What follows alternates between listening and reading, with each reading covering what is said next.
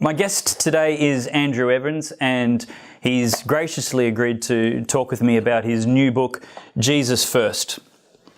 It's a story about the life and leadership of Andrew Evans, which was 30 to 40 years in church leadership.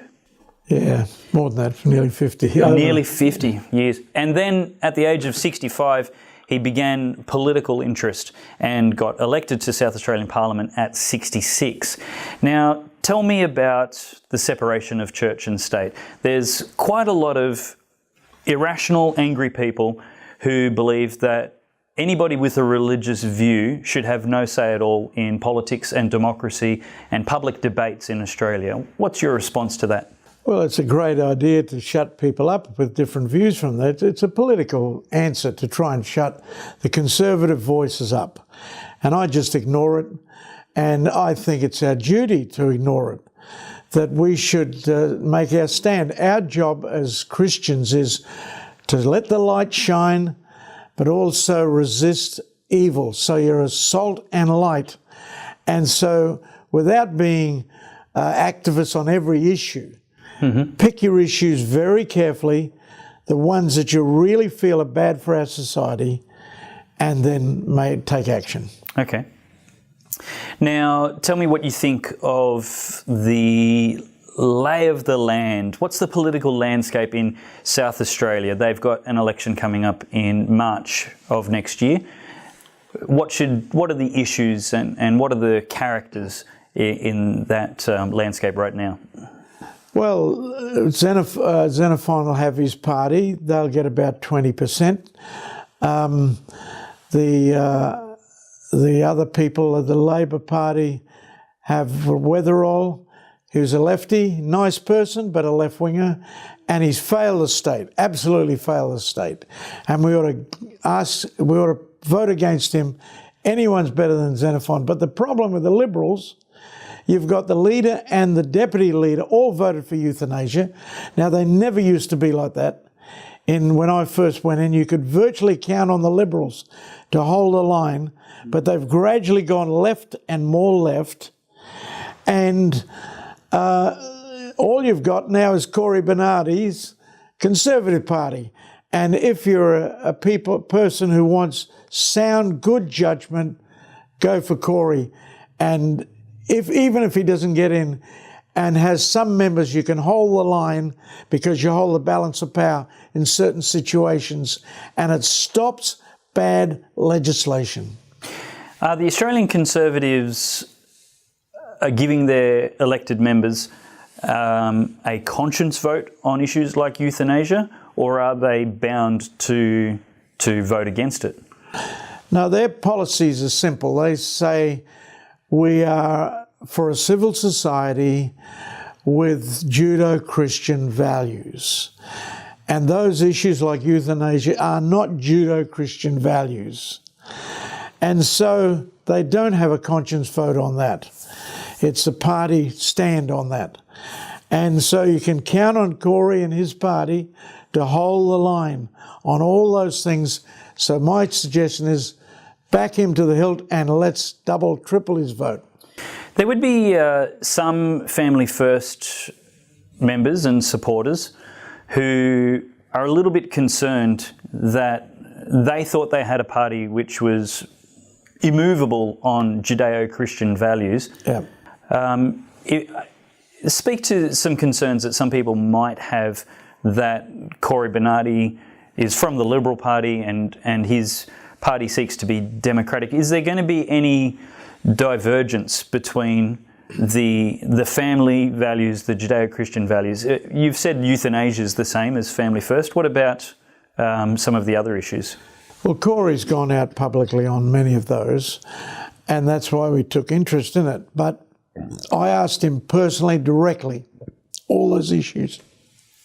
I said, how can you stop them? How can you stop people getting in the party with those values? And if you read his constitution, he has that power to do that. And I have the same power. And all parties have the same rights. They can say no to certain people if they don't want them on board. And so Corey's protected the conservative values through his constitution.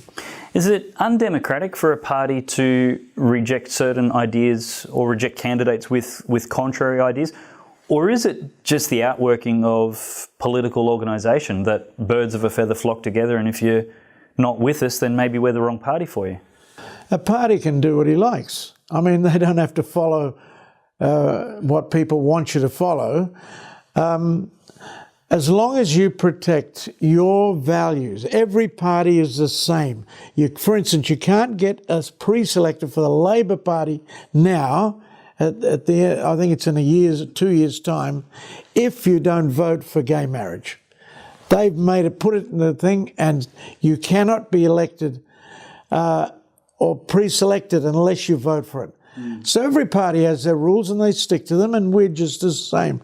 We stick strongly to our values. Perhaps if the federal coalition had the same kind of conviction, then they wouldn't be losing their base so rapidly as they are now. Well, I think half of them have the same convictions and half of the other. They're in a bit of a turmoil. But I'd say thank goodness for the National Party. They stuck to the thing that you have a plebiscite. They stuck to various other arrangements, no global warming stuff. And reluctantly, Turnbull came on board. No, I shouldn't say that. He came on board because the Nationals stuck to their guns. Good on them. Yep. What do you think the future of the federal landscape is at the next federal election? Well, I'll hope we win.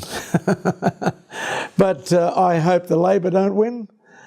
I think Shorten's the worst Labor leader we've ever had. You've had some really champion Labor leaders over the years who believe in our values. Some of them quite strongly believe in our values.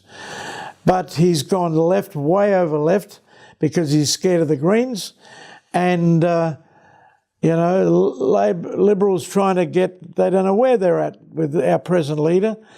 And there's some good people in there. I'd prefer the Liberals to get in than Labor any day.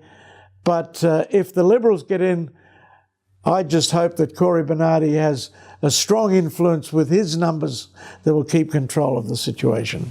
Yeah, I agree. The book is Jesus First, The Life and Leadership of Andrew Evans. It's a remarkable insight and window into church history in Australia, particularly in the Pentecostal tradition. And it also, because it's the latter part of your years, the latter part of the book also talks about the Family First Party started and history and the background in that. And there's some remarkable stories. And the historical relevance is rich, but I also like the personal stories in this book. There's lots of interesting details about your life in India and New Guinea and Inala here in Queensland and the different time that you had to work through. And it's a book I thoroughly recommend for everybody to get. The links are underneath this video. Do you know where it's available online? Is it at Koorong? Yes, we're hoping that Koorong said they're putting online. Is it on Amazon? Kindle have got online. Okay. Yeah. Okay, great. The links are beneath the video. And this is Church and State with Dave Pello. Thanks for watching. If you really enjoyed that video, please give it a thumbs up and subscribe to my channel. Have a look at this great video next, and check out the website for even more interesting articles and episodes later.